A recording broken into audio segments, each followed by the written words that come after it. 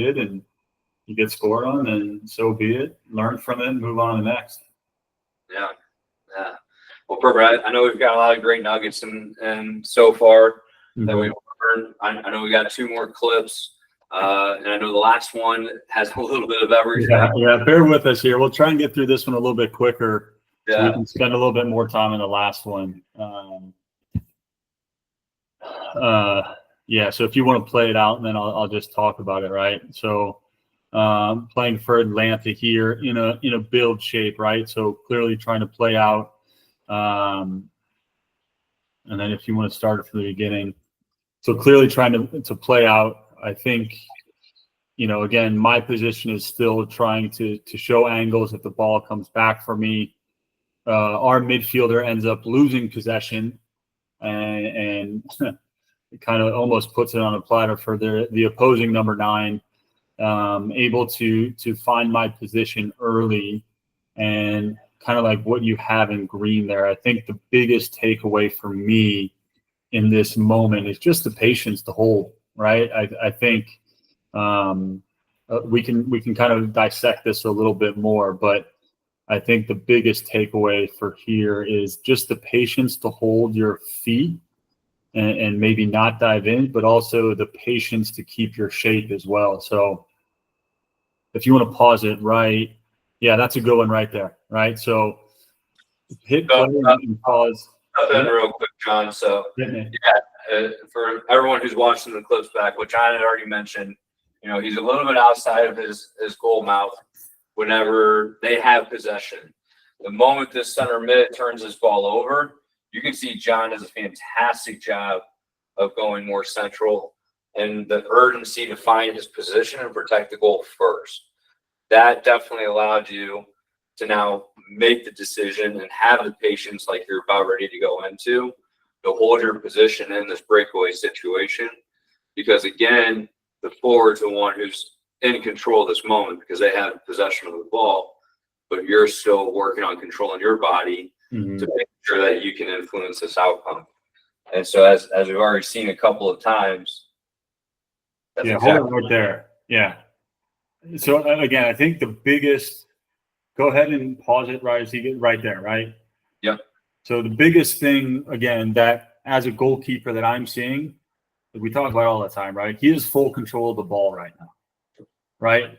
If this was maybe more of a through ball or maybe more of a 50-50 moment or maybe something that I can feel like I can steal a little bit more ground at, maybe I'm a little bit more aggressive. Maybe I try and steal a little bit more ground. Maybe I rush out of my net a little bit quicker. But the moment he gets a hold of the ball, right, he can shoot at any moment. He has full control of the ball right now. So as a goalkeeper, when the ball's at his feet, again, he can shoot at any moment. Or he can pass, right? There's so many different things he could do right now. So again, as a goalkeeper, you have to be in a position and balance to be ready for what comes. Yeah. If I go bull rushing out and I just sell myself and he can just easily dribble around me, he can chip it over me, he can pass, and that's all of a sudden like, well, maybe hold your feet longer, right? So that's why I'm saying this. I think the biggest takeaway from this clip is the patience. And this isn't easy to do, right? As a goalkeeper, this is something that's taken years and years and years of my career to see hundreds and hundreds of thousands of these moments to control that patience. And again, I think your tendency when a forward is in on goal like this, your natural reaction is to want to rush out, right? And there's just so many different scenarios, angles, things that play into it. So again, the patience to hold my position and kind of what you highlighted there, but the body shape as well, right? So I'm not holding my feet and then selling out. So if you want to play it a little bit more and then pause it again, right as he's about to shoot. Yeah. So again, full control of the ball right here. Takes a touch. Now, really good pause frame, right? Yeah. So I recognize his touch forward. I recognize now he's about to shoot, and I am close enough to make a spread save, right? I think we talked about the distance between the shooter and the goalie, right? If he was 2 or 3 yards deeper, or maybe I was 2 or 3 yards deeper, this technique is not applicable for this moment, right? But because the spacing between me and the forward, now I am close enough to him to use an effective spread save technique. And so the timing of the technique is sitting on the patience of the decision, right? Like, my timing cannot be good if I'm not patient in this moment. And again, or maybe if you go down too early, or if you spread too early, or if you spread too late, now all of a sudden gaps start to open up. But I think as you see here, the recognition and your brain is analyzing, he's about to shoot. Now I know I can stay forward, chest forward, and use a good spread technique here. Absolutely. And to elaborate a little more on what you're saying, like the recognition, he's about ready to shoot. His foot is coming back. His head has now dropped. He's focused on making sure quality contact with that ball. So he thinks at first, because when he was looking up, he thought he had space to that near post. But the moment he dropped his head and the foot came back, that was now your cue to start to get into, a lot of people call it the spread. For my brain, I like to rhyme things. So the sprawl technique. And now you're able to sprawl in this moment and get big, keep the chest forward, keep the hands out in case there's a deflection or whatever. But now the space that he thought he had, that was a guaranteed goal. Now you're able to make that save. Yeah, and last little thing, if you want to start the clip from the beginning, right? So I again, as a goalkeeper, your brain is constantly analyzing and taking in little pictures. And so as we lose it, pause right there. My bad. No, sorry. Go ahead and just do it back another 5 seconds. Yeah. Right as he loses it here, pause it right there.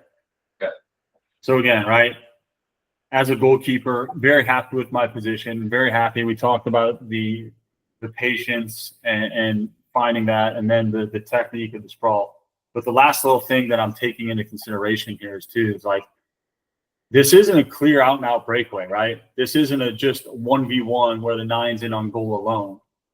I can see, if you want to highlight, Clancy, I have my center backs both kind of coming into play here. So, yeah, one on there and then one on the far side. So I can see that I have 2 defenders in my line of sight being able to try and affect the ball right now. So, again, as a big learning curve in my career was always let the defenders defend, right? If I come and rush out here and he dribbles it around me, I never gave a chance for my defenders to defend. But because I'd stayed patient, and again, this clip, very applicable. I'm not saying you stay on your line and try and make a save all the time. Sometimes you're going to have to come off your line. Sometimes you're going to have to be uber aggressive. But for this clip, you recognize, okay, I have 2 defenders now pretty close to the ball, applying pressure to the number 9, which then allows me and my decision to stay to be even stronger, right? And again, these are constantly things that you're intaking, you're analyzing as a goalkeeper, trying to let your defenders defend, all the while, giving yourself the best chance to make a save. Yeah, and exactly. I mean, I think this is a great example for defenders too. Turnovers are going to happen when you're trying to build out of the back. Your one center back's trying to get as close as possible to try to defend and apply that pressure. Your other center back does a great job of trying to come in central first, but then recognizes he's a little further away. And the moment you start to creep out, because this is a moment you do have to make that goal smaller, especially coming straight on, he does a great job of now going back to then defend the space that you're vacating. So again, just a fantastic moment for goalkeepers to help their defenders make better decisions. Of once you have come out and you've been under patience this entire time, because the forward has maintained his body control and control that ball the entire time. Well, now you've done a great job of continuing to influence the play and be under control and influence the save, even though you don't technically have possession of this ball. And like I said, the one talking point that maybe we don't have as much, but the defender, and we talked about the recognition of them, But we didn't even notice this, but until that center back got back into that space, and now he's behind you, he's taking away that back post. And so now that's influenced the shooter's decision as well. I think the angle that you came out, taking the inside part of the ball, and all those have now influenced his decision, which now has made it more predictable for you in terms of which way to sprawl and then how to continue to eventually end up making the save. So yeah, and again, last little thing on this clip, as a goalkeeper, you never want to give the attacking player anything, right? If I rush out and I commit too early, or I start to lean and I start to guess, I am giving him spots in the goal. I am giving him opportunities to score. yes. If he puts it top corner, but I did my job and I did everything that I could control, you put your hand up and say, like, hey, good finish, right? Yeah. But you see a lot of young goalies, they start to guess and they start to cheat or lean, or you want to give yourself the best opportunity to make a save. And again, like we talked about, the foundation of just being patient, and then the decision, and then the timing of when to apply that technique. So again, good clip, a lot of different talking points. And again, we can go into detail so much about every single clip and the things I'm seeing, the things I'm feeling, where you're at in the game. But again, I remember talking about after this game, the goalie coach coming up and said, like, you were so free, you were so patient and held your ground so well, it almost made the striker freeze in a way. Yeah. Right? I think he was expecting something to open up, or something to just be a bit more clear in his mental image. Whereas for me, it was the patience that ended up kind of messing him up and standing your ground of beat me, right? So, I remember having that conversation at the game, and again, another good little moment there. Yeah. Yeah, absolutely. And like I said, I mean, this was just a great example for these younger goalkeepers to stay patient, right? And to experiment and try these different techniques in the small-sided moments of training. That's when you're going to start to pick up on those cues, angles, and everything else. But it's just a fantastic clip in the game setting at the professional level, where it's a good chaotic moment where you weren't under complete control because you didn't have the ball, but you were able to control your mind and your body to really have a big impact in this moment. So yeah, just a great example there of that patience and making the best result for yourself and the team. Here we go. Here we go. Last one. Bear with us here. This is a good one here too. So whoever's watching, this is my favorite clip of the lot. So this will be a good one to kind of go through, and again, a lot of different moments for us to kind of chop up here. Yep, and I know the moment that we talked about doing this and making this the first video, and you immediately sent me this clip, and the best way to name it is this was everything, So we'll go ahead and watch it all the way through. You can see it's a full minute and 14 seconds, but we'll go ahead and watch it first, and then John, you could elaborate a little bit more. For sure. Yeah. So let's watch it first, and then, like I said, maybe we'll break it up into different sections and talk about it. Oh no, we've been building it up so much for a minute. We jinxed it. Is it not going to come up? We jinxed it. Let's see.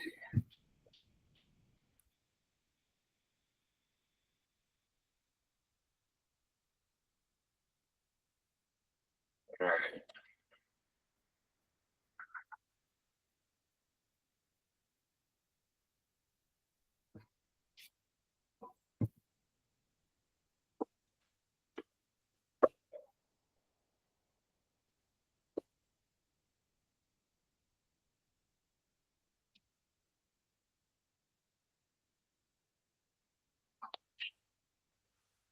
Do you want to try and slide it like back to the 5th clip and then Come back?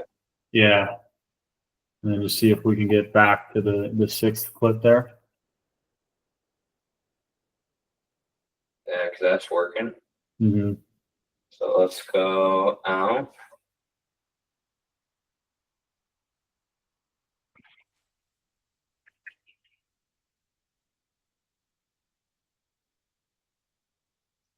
There we go.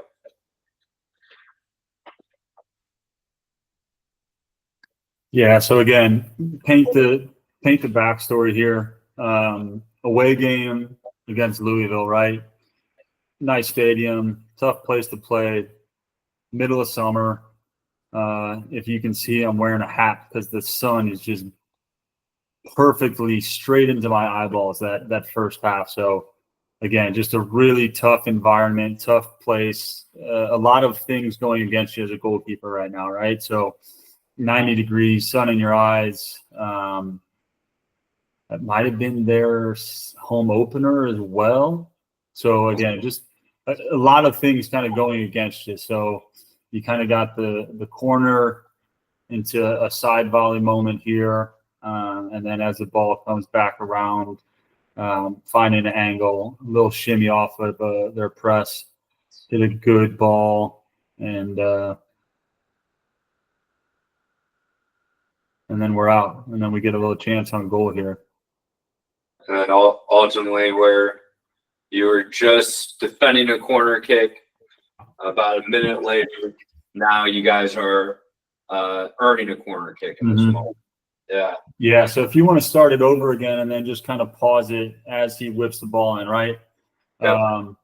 Again, organizing defenders, having a presence on a corner. So as he whips this ball in, and even on the second clip, go ahead and pause it right after he hits it. Yep. There's moments as goalkeepers, if you see the flight of the ball early on and recognize it, that was one of these moments, right? You see the flight of the ball early on. I have a little bit of space to operate. So again, very aggressive, right? As a goalkeeper in this situation, I'm always on the front foot. I'm always thinking come for cross first. And if I can't, then I retreat. That's my mentality. I think it's easier to do that than, having to not come for crosses. I think it's much harder there. So again, if you want to press play here, I get a really good jump on it, end up making contact with it somewhere outside the 6 there. Again, a lot of bodies in the box, end up punching, good execution of the punch, high, wide, just how we want. And then as you play it, I'll kind of talk through this moment a little bit more. So again, really happy with the punch. Ends up being second phase kind of unfolding here. I think, sorry, go ahead. If you. Yeah, sorry, I was just going to jump in. I think you're underselling how great of a punch this was because, like you said, you're proactive, you're on the front foot, you made contact, 7 yards away from your goal. And then it's kind of hard to see, but this ball goes straight up in the air and it's landing outside the 18. But because it went straight up first, that guaranteed you time and your defender's time. You time to retreat back, but your defender's time to come out and apply pressure right away. So again, when we talk about execution of a punch, this is the perfect example of that. You got the distance, power, but the height. And then again, you decided to punch because you can see, they are flooding numbers forward, right? Mm-hmm. A lot of traffic in that moment. So where earlier you tried to tried to catch the ball. Now you're punching this ball, and that was the perfect example of when. Yeah, and if you notice too, so before you press play here, like it's a bit of a back post ball as well, right? So if there's a ball in the front post, you can kind of see what you're getting into. Your peripherals just naturally see what's coming, whereas back post balls obviously they're a little bit more tricky. So again, got a good jump on it, but really good height to punch. So again, as this ball kind of goes out, it kind of gets to their couple defenders. So go ahead and press play before I get it back into my hand. So again, we've talked a lot about game management in this clip, in this video. So right, I promise you this game was middle of summer, around 90 degrees, probably, judging by the sun, terrible kickoff time. So we were gassed. I remember we are absolutely gassed. 38 minutes in, yeah. 38th minute, at this point, right, it's 0-0. You're away. like, let's just try and take the sting out of the game a little bit, right? These are just things that take time and game recognition and the feel of a game, right? How can I help my team with the feeling of a game? So defended a corner. We were probably defending for a good little while before that. So I know we're gassed. I know we're tired. So as a goalkeeper, my responsibility then is like, okay, how can I let my team get up, give them a quick little breather. Yeah. Again, right? It's the 38th, 39th minute. Let's get to the half. That's my mentality. Let's get to the half. So, I'm able to chest the ball down as it comes to me and just take the sting out of the game a little bit. So that's kind of what that moment was, if you want to go ahead and press play.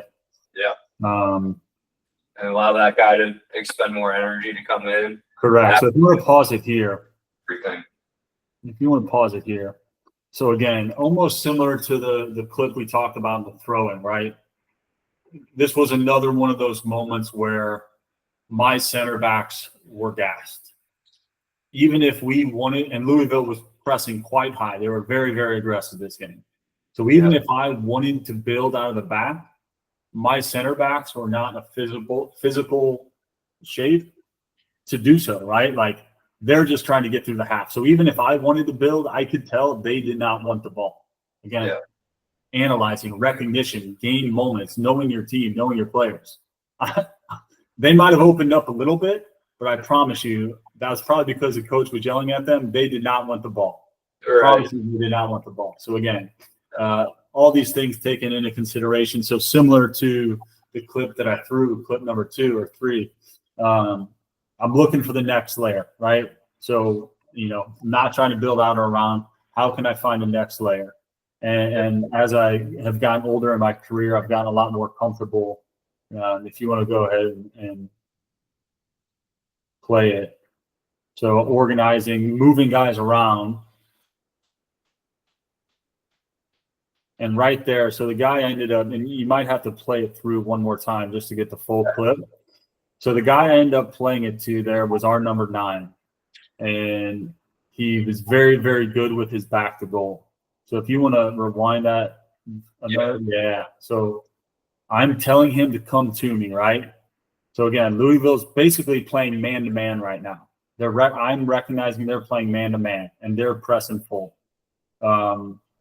So similar to the throwing clip, I'm trying to get the guys higher up the field to pop into different spaces that I can hit them, right? Because you can kind of see all over the field here. There's not one white jersey that I could play right now. So and you kind of saw before that, I was telling my midfielders to get out of the way. Correct. I was telling him to move over, and then our current player, our number 9 right there, he was very, very good at hold-up play, right? So with his back to goal, I knew I could get anything into him, and he could hold it up and maintain possession for us. So everything before the clip, again, I'm organizing the team. I'm telling the number 6 to get out of the way, and you can kind of see I'm telling the 9 to check too. And again, knowing your players, he's very good with his back to goal. I know if I get anything into him chest and below, he's going to be able to hold it up and maintain possession. So that was that side volley. One of the best volleys I've hit in my career. I'll say that. And just elaborate, why did you hit a side volley versus the throw in this moment? Again, I think you kind of mentioned on it, the throw. I didn't have to go over anyone, right? There was with me directing traffic and telling the midfielder to get out of the way. I knew that there was a space open for me to hit that. So there was an avenue that I could keep it low. And again, this is something that's a technique that I've been working on my whole career, right? Like trying to hit those low little punchy side volleys into feet.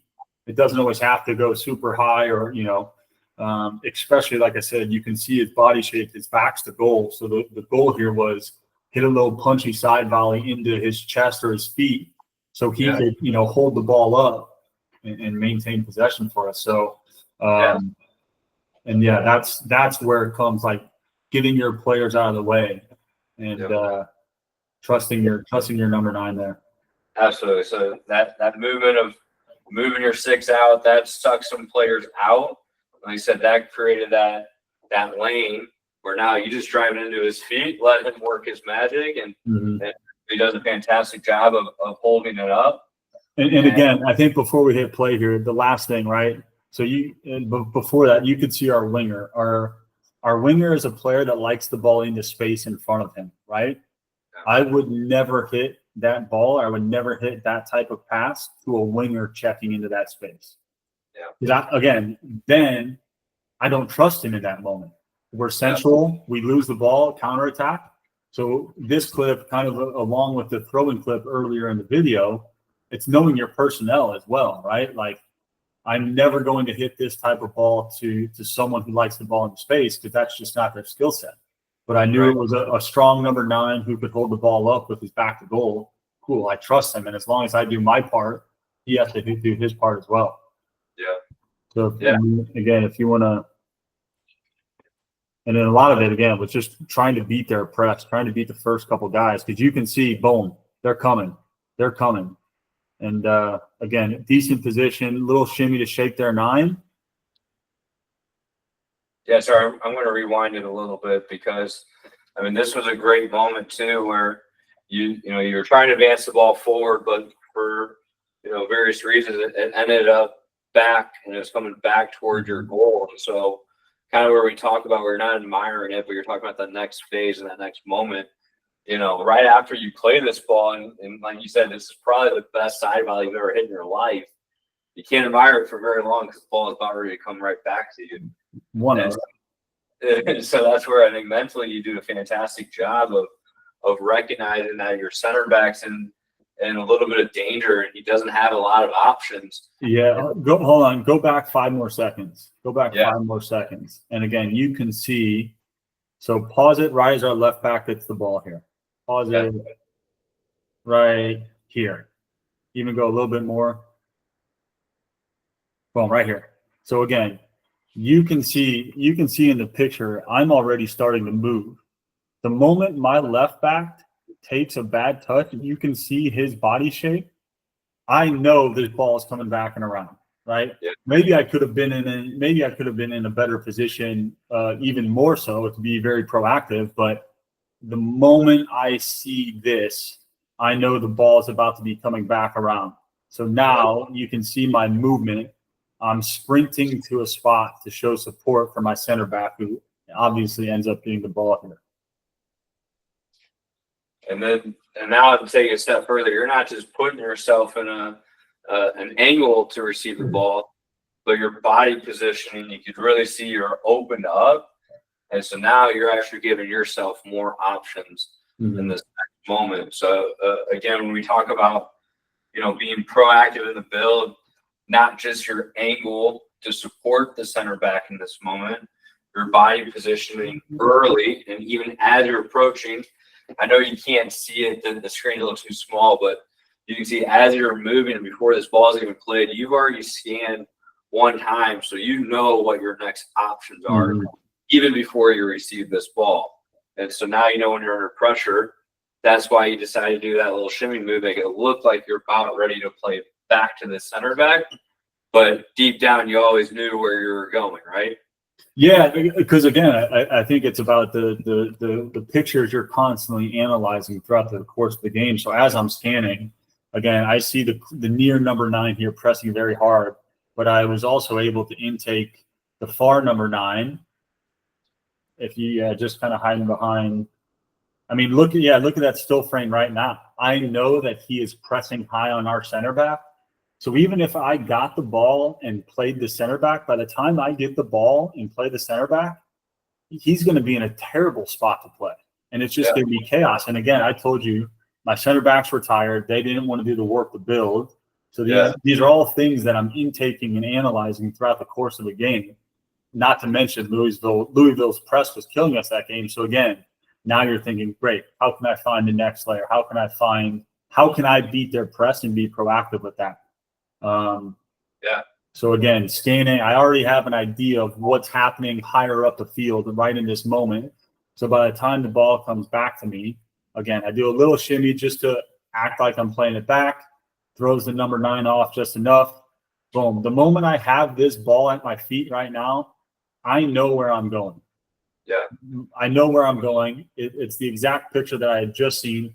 And like I said, you can see even, I think their number 9 released already, and then another, I'm sure their number 10 is now kind of into the picture there. And then again, I think the other number 9 pressed to our center back right here. So again, we're not in a position to play right now. And my center mids, maybe checking into a good spot right there, but I already knew where I wanted to play. I saw the guy, I saw the space. Again, years working on distribution to be able to hit a ball like this. And again, how can you can see 4, 5, 6, if I'm counting correctly. So there's 1, 2, 3, 4, 5, 6. So I just outplayed 6 Louisville players. 5. Actually, 1, 2, 3, 4. Yeah, sorry, 5. And then the 9 that was pressing. So I just, similar to the earlier clip, I was just able to play over 6 Louisville players and end up getting a good attack on goal. And again, I think I've spent a lot of hard years working on my distribution and putting balls on dimes, feeling comfortable to hit that pass. Because again, right, if I end up squibbing that ball into the center, now they have numbers forward, and there's 5-6 minutes left of the half. So the execution to hit that ball, but it pays off, right? It pays off. And again, I believe that's Mark Segbers, St. Louis guy, playing in Charleston right now. Shout out to Mark. But again, a player that I knew I could trust him on that ball, and a player that I could hit a pass like that too. Yeah, and to highlight this even more, I mean, really, this is only. I mean, maybe this player is a little bit deeper, not too much, but you can see the window is maybe a 15 yards at most, but you're able to hit this ball almost 40 yards and put it in the small window. And it goes back to, like you said, Mark is able to handle this ball. And so now if you just put this ball right on his foot, now he's able to run with it and do what he needs to continue to advance this ball forward. But absolutely, like you said, you had an option where you could have played your 6 down here. But before all that had even developed, you scanned, you knew, hey, I trust this player out here. Let me get this good touch out from under my feet. Let me put it right on his foot in this tight window. And now you're able to, like you said, beat 6 different players in one pass. Mm-hmm. That's going to continue to demoralize the other team, suck the energy out of them, and give confidence to your team. And I think that's why we love this clip so much, that there's everything that went into it, for a full minute, that ultimately leads to the goal scoring opportunity and then a corner. But it was because you were confident, but then you executed this pass right away. And I mean, quite honestly, we should be scoring that. We should be scoring that. That should be a goal for us. So again, maybe a conversation I had with my number 9 after the half. Come on, man, you got to finish that again, especially away. Really tough game. Like I said, from all the the fans, the weather, the sun, a lot of conditions were against you, but those are no excuses. We still got to show up and do our job. Absolutely. Was this the same number 9 who you hit the side volley to? It was. So, I mean, not that's an excuse or anything, but man, what a tremendous work rate, though. True. To ball up. Yeah, good player. That was Kyle Murphy, really good player. Right now he's flying in, and truthfully, their goalie does a great job in his angle and makes a great save on him. But yeah, like I said, you obviously would like to get the full reward of goal, because I mean there was so much that built into it, and it was only a minute long, and you can see the amount of information that went into it, the quick decision and the factors that led to your decisions, but then the execution of it was just fantastic. Again, when you sent me this clip, I was like, man, I could see why you remember this and that feeling. I mean, you went immediately to it. You knew how that fell, why it was so important and crucial. I mean, this is just a fantastic clip from start to finish, with all the learning moments. So thanks for sharing this clip with with us. Absolutely, man. Absolutely. There's more we could have done, but I think he did a pretty good job of picking clips that had a lot of good coaching moments in. You know, again, I think as a goalkeeper, watching stuff like this and your whether it's your own clips or whether it's the best goalkeepers in the world, you can constantly learn. You can constantly have conversations with coaches, other goalies, talk about positions, techniques, decisions, all of the above, right? So I think this is a really, really good thing. And like I said, I think he did a pretty good job of picking clips where there were a lot of different talking points that we were able to bring out.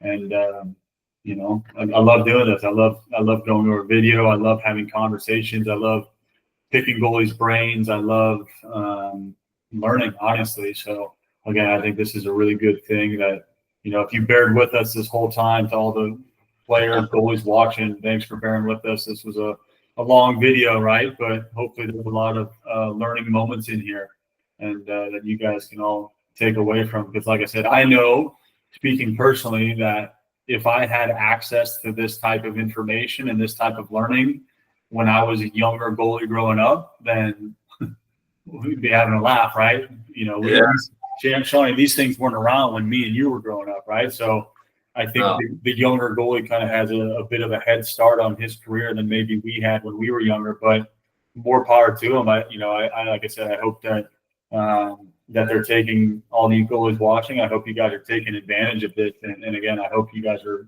learning a lot from this, because it's a lot of hard work, and credit to Shawnee for putting this on. And I appreciate it, man. And like I said, there's a reason why I wanted you to be the first guy. And, you know, I can't thank you enough for coming on and, you know, sharing your feelings, your knowledge, your experience. I mean, that's ultimately what being the part of the goalkeeper union is, you know, learning from other goalkeepers, but then giving back and giving that information to the next generation. Mm-hmm. So we can continue to see a bunch of 0-0 games as much as possible. But no, I mean, you've already gone into it, but my final question for you and it's just to ask what's one thing, and I know you've already highlighted a lot of it, but what's one thing that, you know, looking back and kind of where you're at in your career right now, what's one thing as a younger goalkeeper that, you know, you wish you would have listened to a coach to more, maybe just something that you've learned, you know, just what one last piece of wisdom you would like to pass on to the younger goalkeepers? Good question, Sean. Good question. I think I'm going to answer this in two parts. I'm going to say one thing that I was very fortunate enough as a bit of a younger goalie, how important the mental side of the game is in a lot of different aspects, right? Mental preparation, mental, you know, being able to stay focused, present. The mental side of the game for goalkeeping, you know, how you handle highs, lows, the mental side of the goalkeeping, the profession and position is so important. So number one, really, really work on the mental side of your game as a young goalkeeper, not just the physical side. And the sort of, you know, the second part of that, I don't think it's one thing. I've been able to work under a lot of goalie coaches, some good, some really bad. I think I've tried to learn a little bit from all of them. I think you're able to take information from everyone, but I think really being intentional with what you need to work on, right? So in college, it's a little bit different just because, you know, some of the fitness programs that I was always doing were a bit unrealistic, right? So as a goalkeeper, I would probably, instead of trying to run 3 miles just because it's spring fitness, maybe I'd take that time and energy and work on my left foot, work on passing, or maybe I, you know, do a video session with a goalie coach and learn tactics, right? Like watch a top level game and, you know, do some homework on it, right? Maybe I watch a 90-minute game and analyze a goalkeeper. What were his decisions? What was his positioning? So again, I think those are all things that I could have done as a younger goalie that maybe would have fast tracked me to where I'm at now. These are all things that I've learned over my career, but you know, the sooner, especially with now that, you know, how demanding goalkeepers are with their feet, got to be good with both feet, passing, clipping, you know, kicking, all the above. But again, watching high level games, watching the tactics, watching the positionings of all these goalkeepers. So those are just a couple things that I think the younger John Berner would have been happy to do before all this started. So Yeah, awesome. No, I mean, I think that's spot on, and as much wisdom you've given us today, I think that just solidifies all of your experiences, everything you've gone through.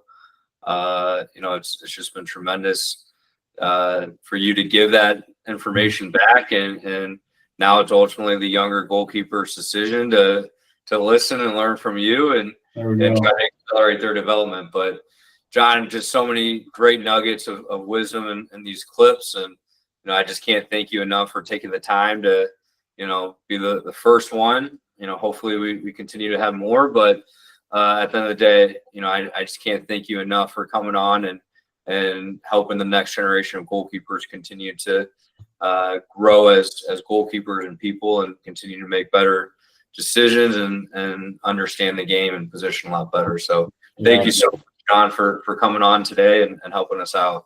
My pleasure, dude. My pleasure. Happy to do it, Shawnee. Awesome, man. Well, enjoy the rest of your night, and I'm sure we'll talk soon. See you, brother. See you, man. Thank you again for taking the time to watch this incredible 3-part series. Again, there were so many great nuggets from John's perspective and his analysis in each individual moment, whether that was talking about the mentality in the first clip, his 1v1 breakaway situation in the 5th clip, whatever we talked about today, each clip has something that we can all learn from, especially from his professionalism. So again, thank you, John, for taking the time to help educate us on these crucial moments that happen throughout the game that will definitely help the next generation of goalkeepers continue to elevate their game. Again, thank you for taking the time to watch this incredible series. Be sure to subscribe to our YouTube channel and follow us on social media for all the additional resources that Top Tier Goalkeeping, the Goalkeeper app, and TTGK Online Academy can help improve your game with.